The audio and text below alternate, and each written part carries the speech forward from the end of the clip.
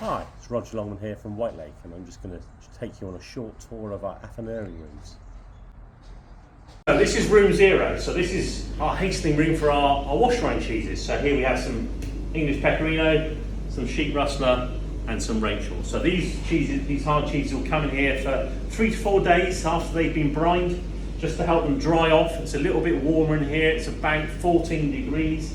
We're trying to dry the cheese a little bit and help the yeast that's blowing around in the air get a head start on these cheeses. So I'm now in the Rachel room. So this Rachel here is, I'm just looking at the tag. This is about 6 weeks old now. So we've got this lovely orange colour on it, and I'll show you how we get that orange colour.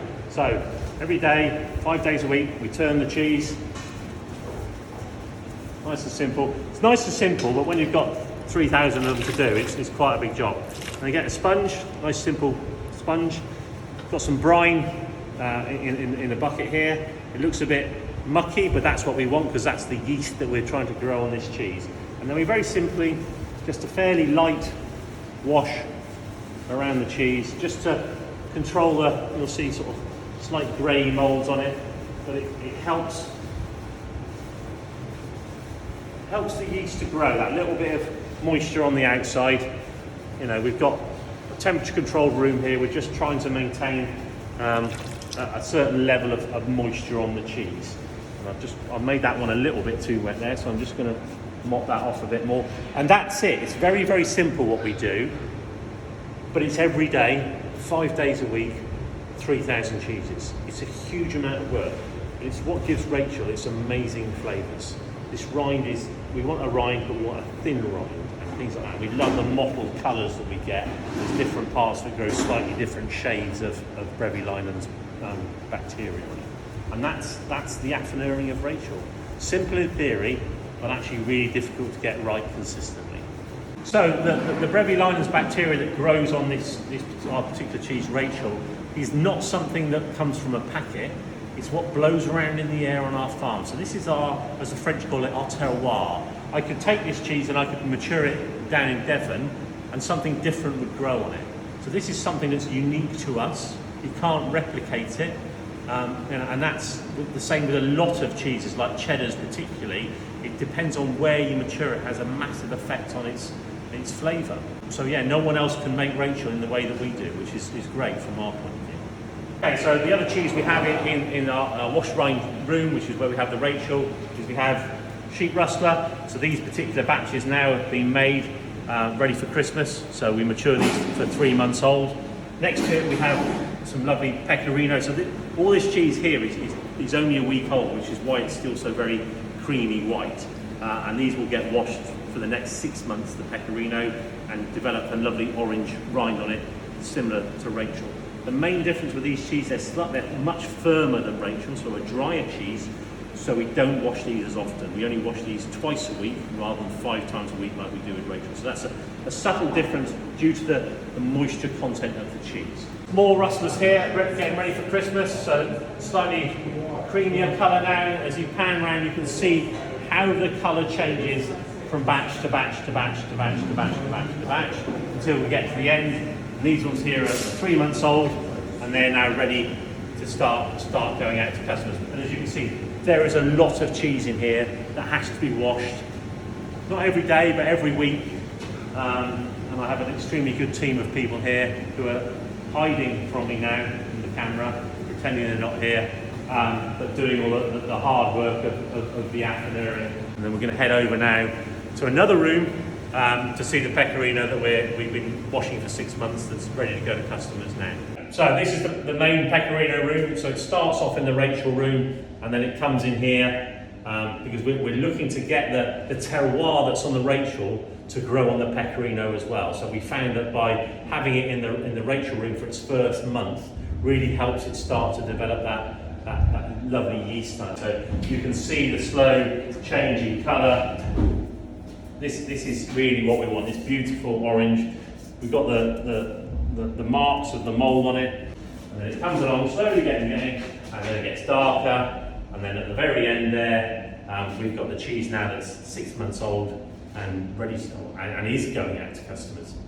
The moulds that we use for this This is our pecorino, which is an Italian style cheese. But to make it slightly different from pecorino, we've actually used molds that are used for manchego. So we get this pattern on it that's similar to what you get in a manchego mold. It's just to help people not be confused that it's not an Italian pecorino. This is the English pecorino. We're very proud of it being English, and this won Supreme Champion at the British Cheese Awards in 2019 and consistently wins prizes in awards, so it's a fantastic cheese. So here we have the Catherines that are ready for Christmas as well now. So these Catherines mature for 4 months. These are young Catherines, so these probably won't be salted until after Christmas now, so don't panic in January, we will still have cheese available. And then further down the line here we've got the young Catherines, small Catherines, and that's washed in a cider brandy. Is the same as the next ones, just to give it a little bit more of a kick early on in comparison to Rachel. Here we are now in our hastening room, so this is a warm room, it's about 22 degrees in here.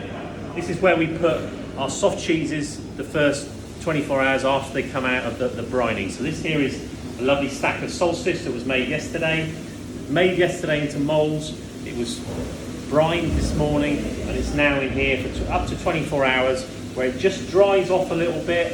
It helps the yeast that's going to grow on the outside get a bit of a head start to win the battle of what grows on the outside of the cheese. With this one we introduce a particular Brevilinus bacteria that works really well on a soft cheese rather than the hard cheese that's Rachel. And this just helps it get a head start. This is the start of the affinering process for the cheese. So this is where it moves from the manufacturing, the making room into the affinering. So with affinering, it's all about winning the battle. So it's all about being hygienic, not introducing bacteria that you don't want from outside, but it's about providing the right environment for the molds and bacteria that we are trying to grow to win and to grow faster than everything else. So we get, in this case, a lovely yeasty mold on a cheese, but if you're doing a brie, you get that lovely white mold, and we'll go and see some bries maturing now as well. Now I'm in the room where we mature our Solstice, which is one of my favourite cheeses. This is a Guernsey cow's milk. We have a washed rind on it. We wash it in Somerset cider brandy because we want the yeast to grow on it to give it a meaty flavour. So one of my favourite cheeses is Poisse. I love that meaty flavour you get on the rind. And we get some people who don't want to eat the rind, but in any cheese, if it's particularly soft cheese, if you don't eat the rind, you're missing out on so much of the flavour. And people get confused about penicillin because they think they're allergic to penicillin. Penicillin on cheese is a completely different thing, so there is no danger that if you're allergic to penicillin, eating the penicillin rind on a cheese. Now this is the Solstice that's a week old. I'm not sure if you can see it on the camera, but it's just starting to get a sort of slimy rind on it, which is yeast, which is perfect. That's what we want.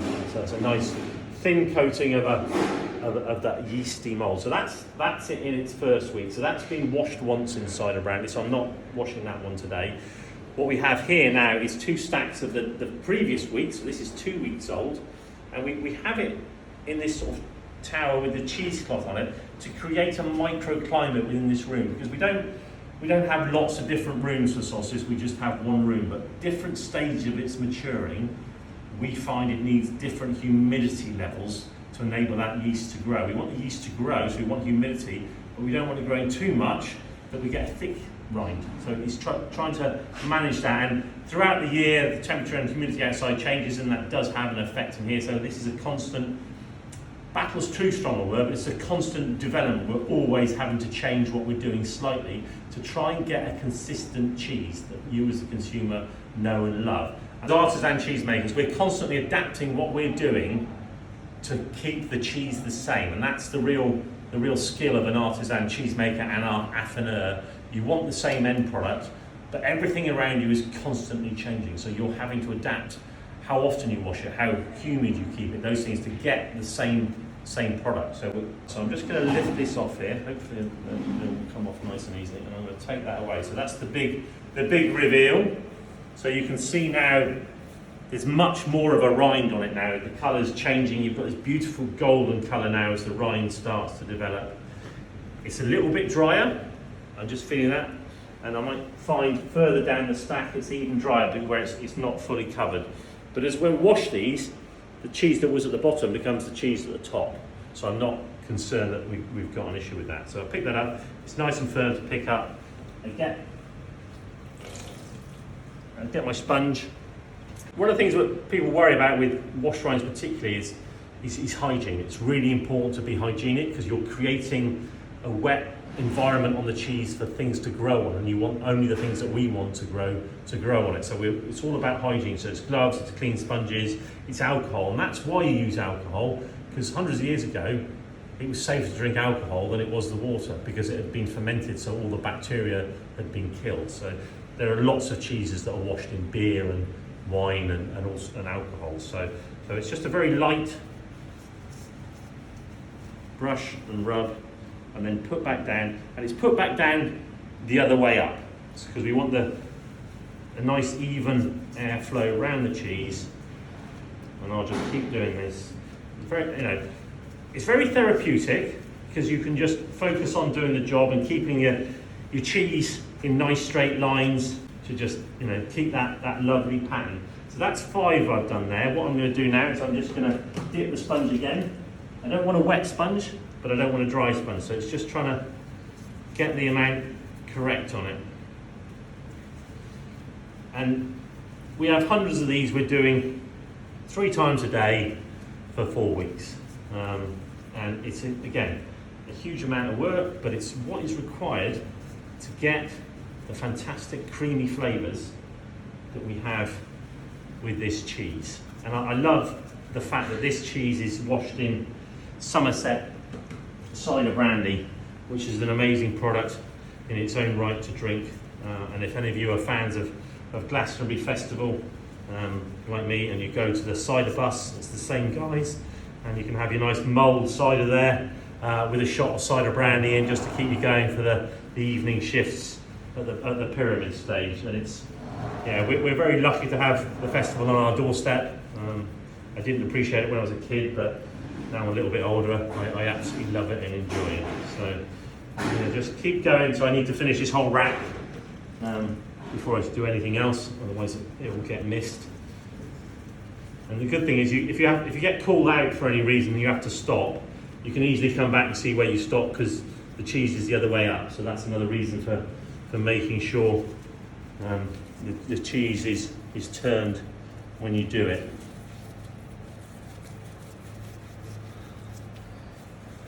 You end up being quite dexterous with your fingers over time with this. You build up a routine. I've not seen how other people do this. I have seen how other people do a sort of wetter rind. It's a much wetter wash, if that makes sense. So you're putting more liquid on the cheese. I think things like Highmore from Nettlebed is a much wetter wash. Bar Soft do a lovely wash rind harder cheese than this, and that's quite a very stinky rind actually. But the cheese itself is lovely. So whenever you get a washed rind cheese like Stinking Bishop, don't be put off by the smell of the outside. The actual cheese on the inside is stunning. But we've created a cheese here that doesn't have that stinky rind, but has that washed rind. I'm too busy talking there. I did too many without changing redoing the sponge. I'm just going mad talking to myself here in the solstice room, and it's a very therapeutic place to be. Should have a little podcast going in my ear teaching me about something while I'm doing this. So I'm just going to make sure they're all lined up, otherwise I'll get told off for making a mess. And that's it. And then what we do is we move that rack and we start on the next rack and do all, I think there's 1,500 cheeses in here that need to be washed today. I'm not going to do all these now. Someone else is going to come back and carry this on. I'm going to show you all the other fantastic cheeses we have here. So that's the Solstice. It's 3 weeks old. That's got one more wash to have on it. So that will get washed again later today, and then they'll get wrapped in a couple of days' time once it's dried off, and that'll be ready to go out to our lovely customers for you guys to enjoy. Equinox, which is my new baby. So Equinox is a brand of beer from Glastonbury Ales, which is just down the road from us. It's at the bottom of Glastonbury Tor. It's made with Glastonbury spring water, so it's got all the local things that we want in it. And it's a beautiful beer, and we've washed a goat's cheese in it. So this is Equinox. Looks similar in colour to the Solstice on the outside because it's the same sort of yeast that's growing on it. But the difference is because we've washed it in beer, it has a very different flavour to it. So I don't quite know how it works. I'm not sure if it's the yeast is slightly different or the beer has given it a slightly different flavour. And this is a goat's cheese. But for me, the thing that was surprising most of all when we were developing this, I was expecting to be a really pungent goat's cheese, but it's not at all. A lot of people will eat it, and it's got a beautiful sweetness that we get with our Eve cheese, but that lovely meatiness of the rind. So this whole stack here will get washed later on today as well. I'm not going to show you 4 hours of me washing Equinox and Solstice. That one there was when it's 3 weeks old. I'm going to pull one out from here, which is a different batch. So this is 2 weeks old. I'll just put it there so we can compare them, and you can then easily see how the colour changes. And then this one here is 1 week old. So you can see the iteration of the colour change, the slight shrinking of the cheese. If I squish that one, you can see that's quite squishy because that's young. It gets slightly firmer, and then at this stage it's quite firm. And then it will start to change and become soft again as it ripens. So they shrink and they lose the squishiness because they're losing moisture. And for us, it's all about controlling that moisture loss. We don't want to lose too much moisture because we'll get a hard cheese, but we need to lose a certain amount of moisture, otherwise the cheese becomes too runny. So affinage is about maintaining that balance and getting things to happen in the right order to give you the right end result for the cheese. And you know, French companies have been doing this for hundreds of years. We've only been doing this for, I say only, we've been doing Solstice, I think we've been making Solstice for 9 years now, and we're still learning. It's a constant iteration that we're getting better at. And one of the things that's helped us this year, and this is thanks to another cheesemaker, is my new little toy here. So yeah, the fogging machine we call it, or humidifier, whatever you want to call it, is we're trying to replicate what you would have got in damp caves, like Cheddar and places like that. You have the beauty with a proper deep cave is you've got a stable temperature and you've got a high moisture level as groundwater filters through the bedrock. And that's why cheese was aged in caves, A, because it was cold. That was the main reason why cheese and wine were put in caves, because you had a stable temperature. But what they found by accident is that's how you got all these amazing yeasts and molds to grow on cheese if you had the right humidity level. So probably the most famous cave, certainly around here, is Cheddar Gorge caves. There's a little bit of cheese matured in there nowadays, but thousands of years ago, or hundreds of years ago, that's where cheese was definitely matured in those caves by local cheesemakers, because we didn't have cold stores, we didn't have refrigeration. That was how those cheeses were kept. And cheese making is a way of taking that summer and spring flush of milk, because in the old days you didn't produce milk in the winter because there was no food for the animals. You had enough food like hay to keep the animal alive, but not to actually produce any milk. So that was taking that surge of milk in the spring and summer and turning it into a product that would keep through the winter, so that you had food throughout the winter. Nowadays, obviously, we get cheese all year round, which is great for us. But that's kind of where the history of cheese making. And if you look at different countries around the world, they've all got different sort of histories of what sort of cheese they made. In Greece, you have acidic, salty feta, because they didn't have, even the caves there, they didn't have cool caves like we have. So they had it and they kept it in brine, in ceramic jars.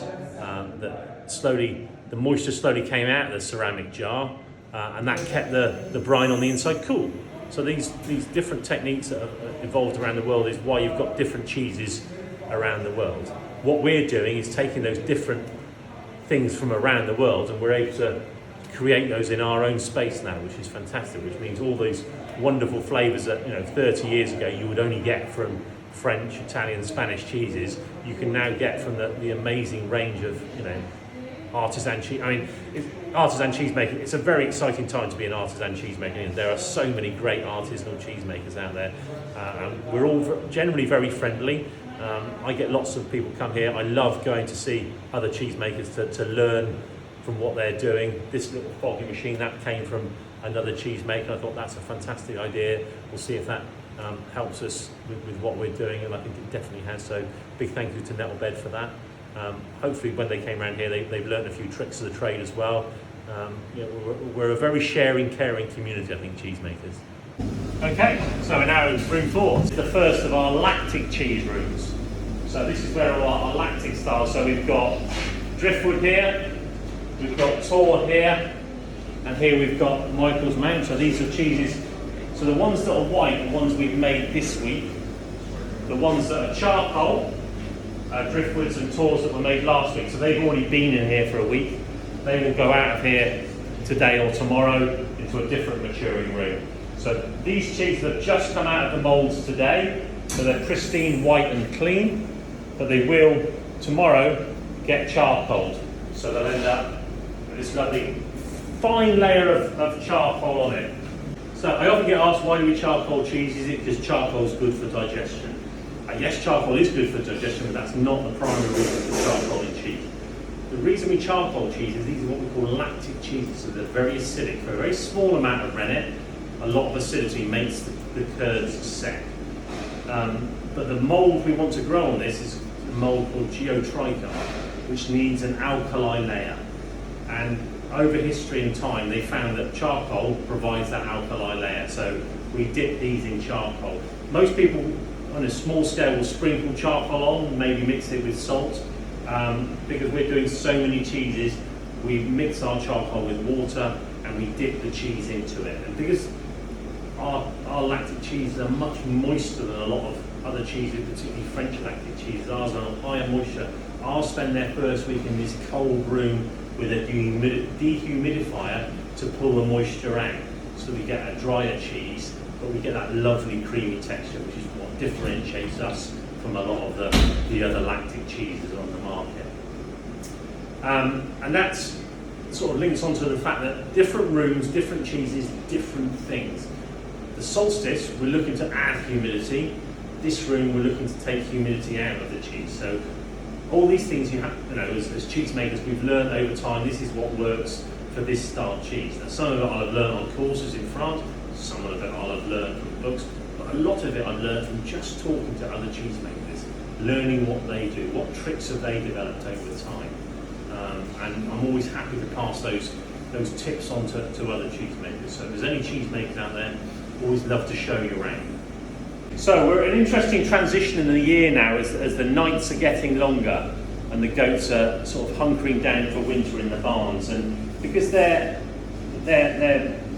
reproduction cycle is based on the amount of daylight. So this time of year they're all in season, wanting to get pregnant. And so what they do then is they reduce the amount of milk they're producing, but what happens is the fat and protein becomes more concentrated, so the milk becomes richer. So we end up with cheese that are a lot bigger than they should be. So normally on here I would have 5 cheeses, but as we've hit that transition point, which always catches us by surprise, even though we know it's coming. So this week we've made a lot of driftwood that are far too big. So in 3 weeks' time, if you're buying driftwood, you'll probably get one of these nice big juicy ones. But we are adapting our make now to use less milk to get the cheese down to the right size. So grab them while you can in 3 weeks' time. And this is our final maturing room that we've got. So this is where the lactic cheeses come for weeks 2 and 3. Now, up here, looking around, we've got driftwoods that have come in from last week. They've been charcoaled. It's slightly warmer in this room because we're now trying to grow the mould. So that's last week's. If we look a little bit further down here, you can see you've got more of a greying out as the mould starts to grow through the or on top of the charcoal. So that's that. And then if you turn around to this side here, we've got the ones that's got the beautiful rind. We sometimes at this time of year get a little bit of this bluing as well, which provides this absolutely stunning pattern on the cheese. It adds a little bit more flavour to the cheese, but it's not a blue cheese. Thanks for watching. I hope you enjoyed the tour. You can now find me on Instagram Live at White Lake Cheese.